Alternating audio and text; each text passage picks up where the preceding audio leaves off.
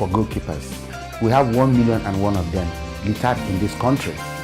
It is, the only thing is that probably I would say mental laziness for coaches to go out there, go look for them, bring them in, polish them, like I used to say, polish them, then put them out, test them, and see how they perform. I think that is just one of the problems we are having. Otherwise, we have a lot of them. Well, we are afraid. A lot of people are saying, bring Gboyega back. I don't belong to that school of thought. I don't think he has done his bits. And you know my country for what my country is. If he comes in there and make any mistake, I told him, I said, if you come in there and make any mistake, forget it. You are doomed for life. Better keep your stance, because you have done enough for the country. Came in from nowhere. They said then when he was discovered, people said there was no goalkeeper. There were no goalkeepers, but he came from nowhere. If you don't give him a trial, you will not see him. So who do you think is strong? We are talking about we've always lost to Argentina every 4 years. We've lost to Argentina over and over and again. Now we are saying we don't have enough goalkeepers at the international standard level.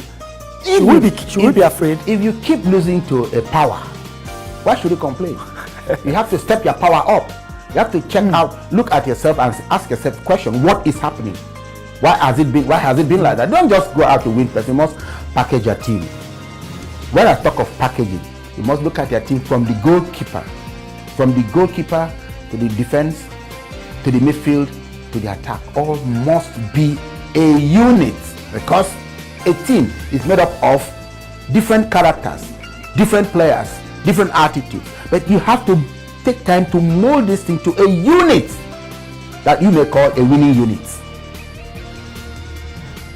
So that is why we've been having problems in beating Argentina thereabout. But they are not invisible anyway. If the day shall come, probably we keep on playing them, and one day we're going to beat them. What would you tell those who are saying, you know what, we do not, if Gboyega is not here, we have problems because we don't have strong goalkeepers? Well, they are entitled to their own opinion, as far as I'm concerned. But it is left to the coach. I will tell them that they should leave Gboyega to do his thing his own way. We have 1,001 players, goalkeepers here. I remember when I was growing as a goalkeeper. We had of Rigogo. Winua Rigogo, Fregene was there, Adisa was there, AUSN. We had great goalkeepers. Okala too was coming in as a young man.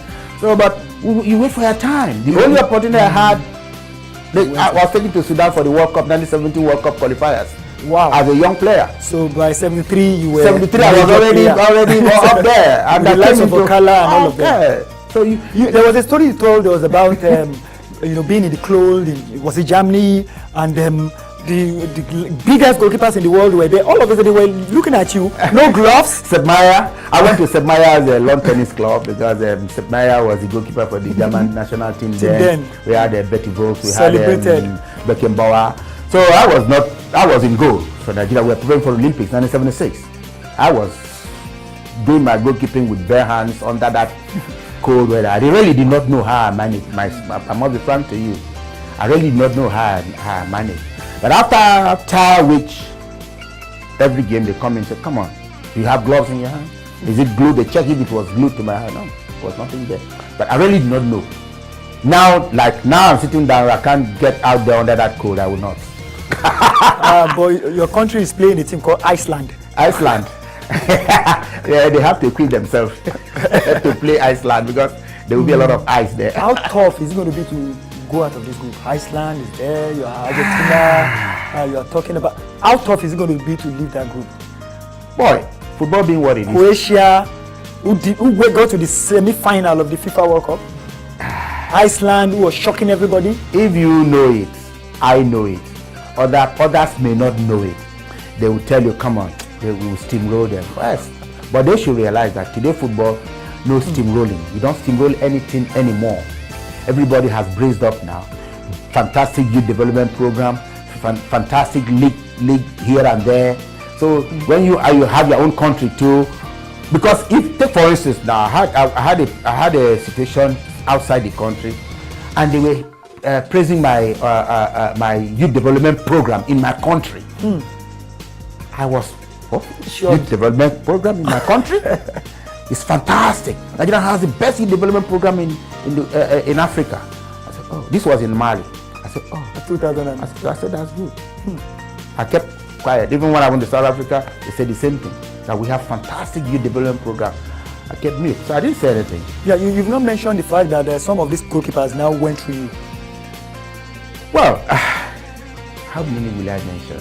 No, some of the one we are talking about now. I mean, some are talking about Yama, some are talking about Jide, some are talking about too many of them, really. Ezenwa, I don't know Ezenwa, I know Akpeyi. Akpeyi can tell you my story. Jide can tell you my story. Uzo can tell you my story. I don't need to tell you my story. Yeah. They will tell you. I did not. No, I will tell them your story. I was not too close to Yama, even though he's my little brother, but he has a good quality. The quality of goalkeeping is that he must be able to be an off-field player. Good off-field player. That was one quality Yama had.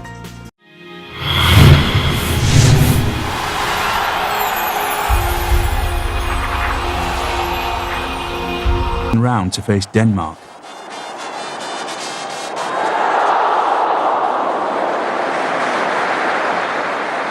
Another display of power and pace was expected, but it came from the Danes, not the Nigerians. Early goals by Peter Muller and Brian Laudrup clipped the wings of the Super Eagles.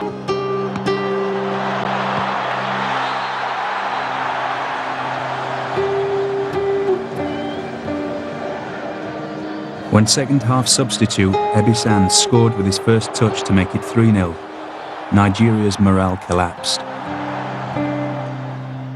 A 4-1 defeat was a harsh reminder that sustained concentration is needed to win World Cups. A properly focused Nigeria would be a threat to all in Japan and South.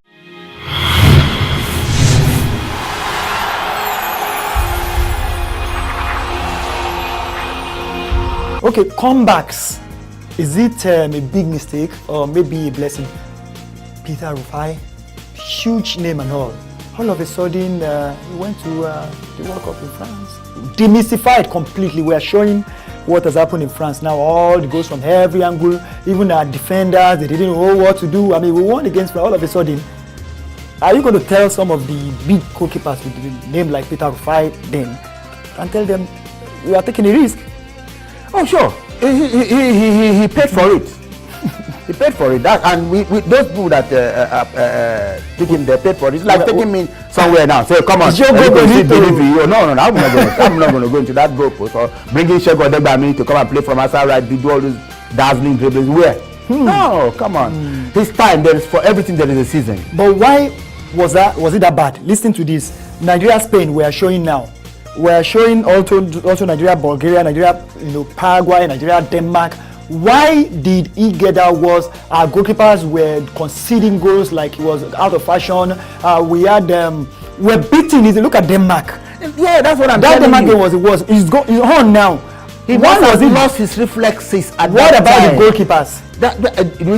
The goalkeepers in Nigeria, Spain, the goalkeeper Nigeria, Denmark, where we were just trashed, beaten easily. That's what I'm telling you. They must have lost his peak.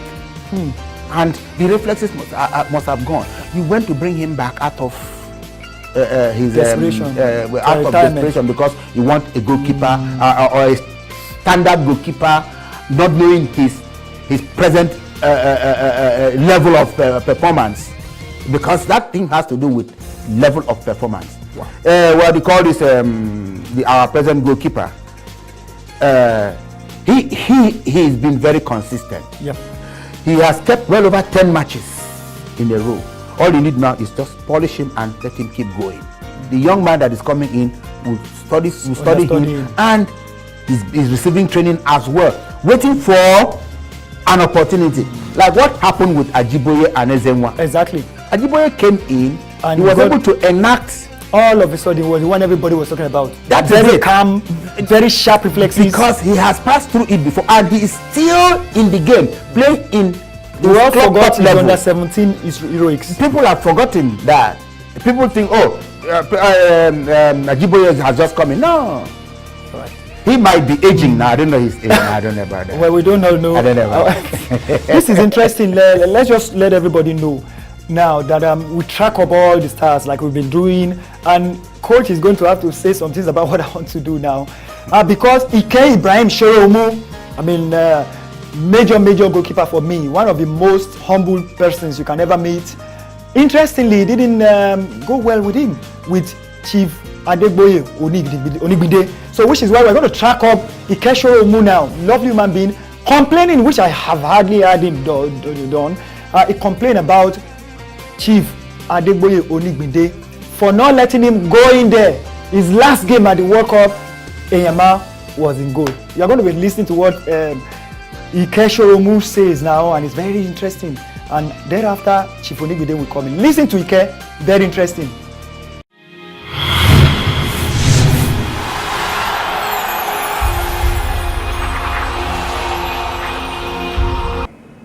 I'm not a part of the team. 98, injury came. I was eluded from the team. And I said, okay, maybe this is my last chance for me to show myself in the World Cup. So when Chief Onigbide called the list that very day, I went back to my room. And I said, no problem. So that I have a clean mind. Since you work well with me.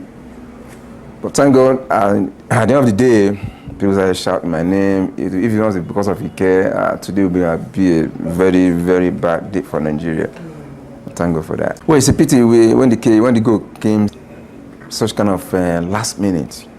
You know, we've tried our best. To get it goal, but unfortunately for our attackers that day, we couldn't get it. And when I said to ourselves, the defense, me, Babayaro, Terrible West, that let us hold our net, clean slate. But unfortunately, when you play an experienced side, they will show the quality. And that day, they show us the quality, because you can see the way they pull and the corner kicks so fast. And for experience of Batistuta, never said that, it's a king. For the Sweden match, I would say we have too much inexperienced player, young, in the team. Because when we scored the goal by Agahoa, we now believe we have got it all. But we've forgotten there's 2-3 minutes added time to finish the first half. But we consider the goal, because we attacking and then forgetting our back, and they now send a counter-attack. Experience out of Lassen. I've tried to bring him up, but before I know what's going on, he just took the ball. When you took ball, that's different from throwing than placing. And it was so fast, and that's it. So it was then I started feeling something that maybe in the second half it's going to be a bit difficult for us. Like a shock.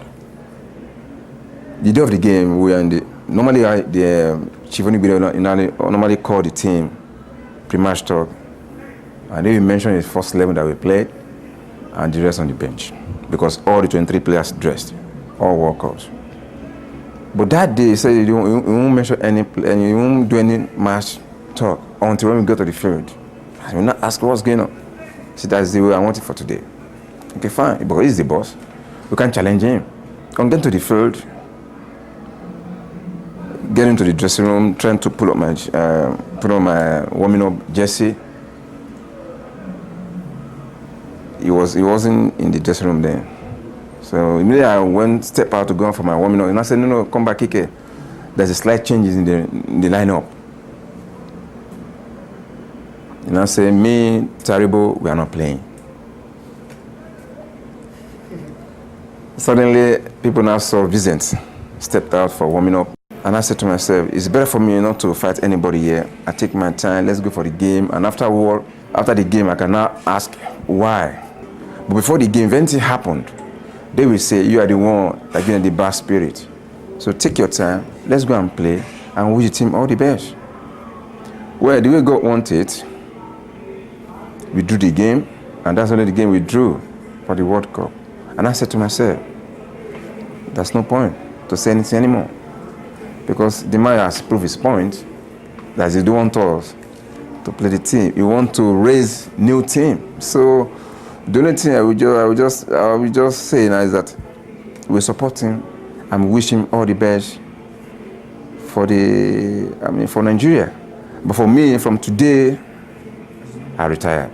And I say, thank you, Nigerians. I appreciate you. I appreciate everybody. I think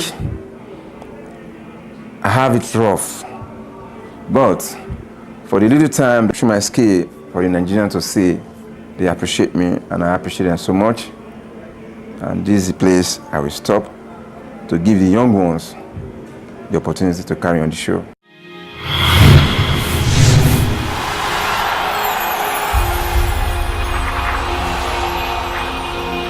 Okay, like we always do here, we do not just talk to one person alone, which is why we're going to be speaking with Chief Adegboye. Of course, Coach is going to say congrats, happy birthday to him. 80 years. Oh yes, I've already made my post. I was so happy. You have to say it here. My Chief, happy birthday to you. 80. Not be Jagwabi. Don't toss. Happy birthday, Chief. Leo, I love you. You know that one now. You're my pal. Well, he's 80. You are a very young man. I'm 70. Shut up. 10 years to be 80. Yes, of course. By God's grace, you're going to be 80, 90, 100. Sure. As far as I'm 70 now, so I got to hit 80. Okay. We are celebrating Chief Odigwide now. How do we do it? Okay, we are going to let him answer to what Ikeyeshoromu said, first and foremost. After that, he's going to be talking about his experience with the national team of Nigeria, the one you are going to enjoy most.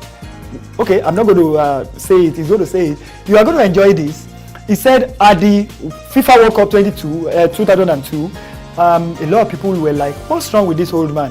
Because when he's on the bench, he's always like this. See, coach, see, he's always like this.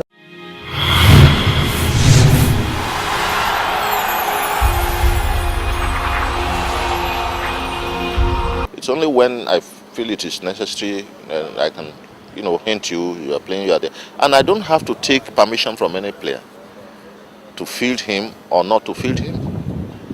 But what happened in the dressing room that day, or in the whole scenario, we were there to play 7 matches. But we ended up having to play only 3. With our loss to Argentina and Sweden, we were out of the competition. And I thought it was an opportunity for me to try some new players or lay a foundation for a future team for Nigeria. And that was effective. So I have no apologies about that. But I don't know why they felt bad about it. And I explained to everybody in the dressing room.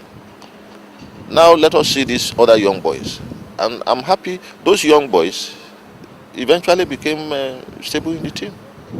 So, well, if they feel offended, I'm a human being, but I never set out to please anybody. I set out to please my conscience.